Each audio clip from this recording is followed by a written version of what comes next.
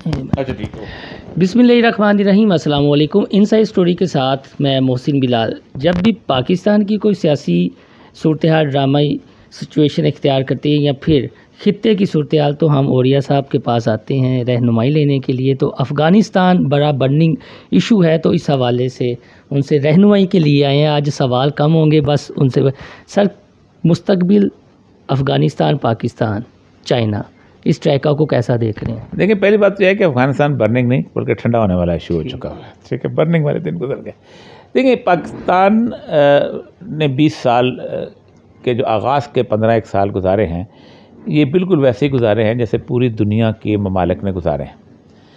पूरी दुनिया के ममालिक 15 साल तक ये समझते रहे कि अमेरिका बहुत बड़ी ताकत है, हमारे पास टेक्नोलॉजी है, हमारे पास सारा कुछ है। हम जिस तरह इराक़ में घुस के हमने तबाह बर्बाद कर दिया, जिस तरह हमने अफ्रीका के मुल्कों में कर दिया, हम अब तालिबान के साथ भी वही करेंगे। तो कम से कम 15 साल तक हम लोग उन्हीं के पाँव में, जूती में पाँव डाल के चलते रहे। फिर ऐसा ऐसा में रियलाइज़ हुआ कि ये मसला ठीक नहीं है, हमारे लिए तो मसला बन जाएगा कल को। तो फिर पाकिस्तान ने डिस्टेंस करना शुरू कर दिया, और उस डिस्टेंस करने की 2 वजूहात थी। एक तो ये थी कि इन 15 सालों में पाकिस्तान की कुर्बानियों का जितना मजाक अफ़गानिस्तान में उड़ाया गया, अमेरिका ने, किसी और ने नहीं उड़ाया। हमें पहले दिन से वादा किया गया था कि जिस दिन अमेरिका अफ़गानिस्तान में आएगा, पाकिस्तान की मर्ज़ी की हुकूमत बनेगी। और मुशर्रफ जो था, बाकायदा ऑन रिकॉर्ड है, बाकायदा तकरीर करते हुए कहा था उसने कि हमारी मर्ज़ी की हुकूमत बनी थी। मैं उस वक्त कोयटा में होता था, और कोयटा में एक बहुत बड़ा सेमिनार था। उस सेमिनार में बहुत लोग जमा थे, इसी के अफ़गान सिचुएशन में होगा क्या। तो वहाँ हर बंदे ने कहा था कि बच्चे को पता है कि वहाँ शुमाली इत्तेहाद की हुकूमत बनेगी और वो पाकिस्तान मुखालिफ हुकूमत बनेगी, लेकिन मुशर्रफ जैसे जाहिल आदमी को नहीं पता। जहालत की इंतहा है ना, कि आपने, या जहालत है या फिर ये है कि जानबूझ के समझ लेते कि ये चीज़। वहाँ शुमाली इत्तेहाद की हुकूमत बनी सबसे पहले, वो जब पाकिस्तान मुखालिफ हुकूमत थी, और उस पाकिस्तान मुखालिफ हुकूमत ने बाकायदा 15 साल पाकिस्तान के ख़िलाफ़ बाकायदा एक वहाँ पर एक सेंचुरी बनाई, जहाँ आपके पास BLA भी वहाँ पहुँच गई, 2006 के बाद वहाँ पहुँची, जहाँ आपके पास बलूचिस्तान इंसर्जेंट्स पहुँचे, जहाँ जो भी पाकिस्तान से TTP से भाग के गया वो वहाँ पर पहुँचा और उसको सपोर्ट किया। उन्होंने बाकायदा हर उस इलाके के अंदर जहाँ पाकिस्तान के साथ रास्ता बनता था, इंडिया को पूरी एक्सेस दी ताकि वो यहाँ पर हमारे ऊपर पूरे के पूरे ऑपरेशन कर सके। कुलभूषण भी, इस साफ सी बात है कि कुलभूषण कहाँ से पकड़ा गया था और उनको पता है किसने पकड़ के दिया था। अगरचे कि पकड़ा पाकिस्तान से गया था, लेकिन उसके पीछे तालिबान भाग रहे थे और उन्होंने पकड़ के दिया था। ये तो अब बच्चा अफ़गानिस्तान में भी और ईरान में जानता है। कुलभूषण तालिबान ने मावनत की पकड़ने में पाकिस्तान 100%। ये तो कोई झकीच भी खबर ही नहीं है। ठीक, और इसलिए वजह यह है कि तालिबान, क्योंकि वो तालिबान मुखालिफ भी चल, क्योंकि इंडिया के लिए बेअक़वा के 2 दुश्मन थे, एक तालिबान और एक पाकिस्तान। जिस वक्त तालिबान की हुकूमत गई है 2001 में, तो वाजपेयी जो है वो लाल किले के ऊपर बाकायदा रिकॉर्ड पे है, उसकी तकरीर है 15 अगस्त वाले दिन, और पाकिस्तान को कहा, कहाँ हैं आपके तालिबान? आप कहते हमारे साथ तालिबान है, हम तुम्हें खा जाएंगे। आज तुम्हारे तालिबान ख़त्म हो गए, और आज वही तालिबान जो है वो मोदी के ज़माने में वापस आए। वाजपेयी की तो अर्थी भी पता नहीं कहाँ, राख भी गंगा में जलाई जा चुकी है, उसको शायद अंदाज़ा ही नहीं कि हुआ क्या है उसके लफ्ज़ों के साथ। तो ये एक तो ये थी कि 15 साल, अब थोड़ा बहुत उन्होंने थोड़ा सा। दूसरा ये था कि तालिबान बजाते ख़ुद कभी भी पाकिस्तान के साथ उन्होंने बिगाड़ के नहीं रखी, हालांकि हमने बहुत कुछ किया, और अमेरिका के साथ देने के लिए 2-3 चीज़ें ही अगर आप पढ़ लें तो आपको पता चल जाए कि हमने तालिबान के ख़िलाफ़ क्या है। मतलब एक इन लाइन ऑफ फायर जो है, उसकी जो मुशर्रफ की किताब है, वो अगर पढ़ लें तो आपको पता चल जाए। सर, सोशल मीडिया पर लफ्ज़ तालिबान लिखे हैं तो पोस्टें उड़ा दी जाती हैं। अब यहाँ पर लफ्ज़ इस्तेमाल हो रहा है स्टूडेंट, तो यानी तालिबान का अंग्रेज़ी लफ्ज़ है स्टूडेंट, तालब से। तो स्टूडेंट डिप्लोमेसी क्या है, क्या कर रहे हैं? देखिए, पहली बात तो ये है कि कुछ भी आप कर लें, गुज़श्ता 2 साल से वर्चुअली अफ़गानिस्तान के हुक्मरान जो हैं वो तालिबान हैं, वर्चुअली। आप देखें कि आप जब किसी मुल्क के अंदर कोई नेगोशिएशन करते हैं तो जो ताकतवर ग्रोह होता है उसके साथ करते हैं। अमेरिका ने गुज़श्ता 2 साल जितने भी मुज़ाकरात किए हैं, उस मुज़ाकरात में अफ़गान हुकूमत की तरफ से उसके वज़ीर आज़म को चौकीदार के तौर पर भी दरवाजे पे खड़ा नहीं किया, उसको कान से पकड़ के निकाल दिया कि भाई आप तो निकलो यहाँ से। दूसरा, ये तालिबान कहते हैं कि हम बैठेंगे उस वक्त जब आप हमारे सामने होंगे, इन लोगों को हम जानते हैं, ये आपके साथ ब्रीफकेस पकड़ के आए थे, आपके साथ ब्रीफकेस पकड़ के निकल जाएंगे, दैट्स ऑल। और वही हुआ, और उसके बाद पहला एग्रीमेंट हुआ, रोड मैप तय हुआ, दूसरा एग्रीमेंट हुआ, तीसरा एग्रीमेंट हुआ, और आखिरी सूरत हाल यह है कि जब उनका फाइनल एग्रीमेंट हो रहे थे तो तालिबान पाकिस्तान के अलावा दुनिया के पाकिस्तान के साथ साथ हर उस पड़ोसी मुल्क में जा रहे थे कि हम अब आ रहे हैं, हमारे साथ आप नेगोशिएशन करो। वो रूस में गए, वो ताजिकिस्तान गए, वो उज़्बेकिस्तान गए, वो पाकिस्तान आए, वो इंडोनेशिया गए, वो मलेशिया गए, वो तुर्की गए, हर जगह, कतर गए, कौन सी जगह यहाँ नहीं गए। और उन्होंने उनको यकीन दिलाया, हर मुल्क ने उनको यकीन दिलाया। आप खुद सोचें कि पाकिस्तान में एक हुकूमत बनी हुई हो और क्या मरीम नवाज़ या बिलावल भुट्टो जो है और या मौलाना फजल रहमान ये जाके इस तरह कर सकता है, जबकि मुखालिफ भी हो, जबकि जंग भी लड़ रहा हो, लेकिन दुनिया ने उनको माना। इसका मतलब है कि उनकी सफारती सतह पर भी फतह हुई और दोनों ने रियलाइज़ किया लोगों ने कि जो लोग इस तरह की जंग जीत सकते हैं वो। अब मफादात किस किस का है इस मुल्क के? पहली बात यह है कि अमेरिका 2.24 ट्रिलियन डॉलर जो है वो तकरीबन वो लगा के अमेरिका जो है वो इस वक्त तबाह बर्बादी के कहाने पे जा चुका हुआ। अमेरिका का अब इंटरेस्ट कोई नहीं है। अमेरिका जो है उन्होंने 2012 में हेनरी क्लिंटन ने कह दिया था कि हम अगले 10 साल जो है वो कहाँ इन्वेस्ट करना चाहते हैं। ठीक, अब हालत ये है कि इस वक्त वहाँ पर 2 मुल्कों का मेजर इंटरेस्ट है फाइनेंशियल, एक रूस का और एक चीन का। 2014 में जो हांगकांग में आखिरी ठेके हुए थे, जिनमें लिथियम का ठेका था, जिनमें गोल्ड माइंस का ठेका था, जिनमें बड़ी डैम का ठेका था, सारा को, जिसमें गैस पाइपलाइन का ठेका था और जिसमें ऑयल का ठेका था, वो सारे चाइनीज़ फर्मों के पास। और अमेरिका में ये बहुत बड़ी बहस चली थी कि अपना we are not going to pay the security of the Chinese company. ठीक, अब इस वक्त सूरत हाल ये है कि चाइनीज़ जो है उनका इंटरेस्ट, चाइनीज़ उसके इंटरेस्ट को तहफ़्फ़ुज़ करेंगे। और चाइनीज़ की खूबी ये है कि ये किसी तौर पर भी उनके निज़ाम में इंटरफेयर नहीं करते। उनका यूरोप में सबके साथ मायदा है, कोई आप जमहूरियत चलाओ।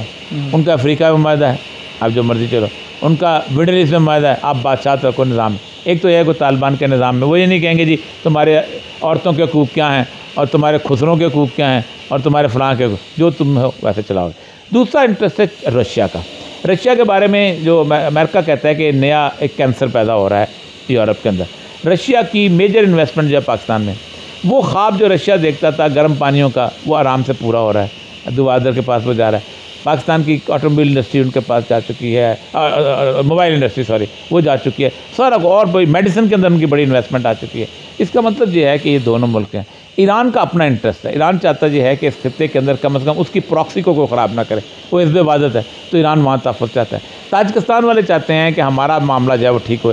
इसलिए बुनियादी तौर पर अगला जो दौर है वो तालिबान का है। और आज की सूरत हाल ये है कि 85 क्रॉसिंग्स हैं, 5 बॉर्डर हैं, Turkmenistan, Kyrgyzstan, Turkmenistan, Uzbekistan, Tajikistan, Pakistan और चीन। 85 क्रॉसिंग्स हैं जहाँ से माल आता है जाता है। उससे हर महीने 1.80 अरब डॉलर की जो है वो आमदन होती है कस्टम की। तो वो कस्टम की आमदन तालिबान ने 4 दिन से लेनी शुरू कर दी है। अब वो अगर इनकम निकाल दी जाए तो रियासत कहाँ से चलेगी? इसका मतलब रियासत तो उनके हाथ में है, टैक्स उनके हाथ में आ गया, इलाका उनके हाथ में आ गया। आप शहर का बीच का इलाका में आप जो मर्ज़ी करते फिरें। वो कहते हैं बेसिक रखो, जिस दिन आपको पता चलेगा आपको तनख्वाहें देनी पड़ेंगी काबल में, आपको लग पता जाएगा। सर मुल्ला उमर से भी आपकी मुलाकात नहीं है जब तालिबान इमर्ज हुए। आप वाहिद दानिश्वर हैं कि जो कभी मुतज़लज़ल नहीं हुए इस हवाले से, जहाँ खुरासान का इलाका, गज़वातुल हिंद की जब बात की जाती है और आप सल्लल्लाहु की हदीस का भी हवाला दिया जाता है। अब पूरी दुनिया या ख़ास तौर पर पाकिस्तान में एक ख़ास लोग ये देख रहे हैं कि वहाँ पर निज़ाम कैसा होगा, तालिबान को शरीयत होगी, ह्यूमन राइट्स की क्या सूरत हाल वहाँ पर होगी, आप क्या देख रहे हैं? देखिए, पहली बात तो यह है कि निज़ाम के बारे में कन्फ्यूजन होनी नहीं चाहिए। हमारे यहाँ ये तस्वर किया जाता है कि इस्लाम का निज़ाम जो है नाफिज़ुल अमल नहीं रहा। इस्लाम का निज़ाम जो है 1400 साल पूरे, कम से कम 1300 साल तो नाफिज़ुल अमल रहा।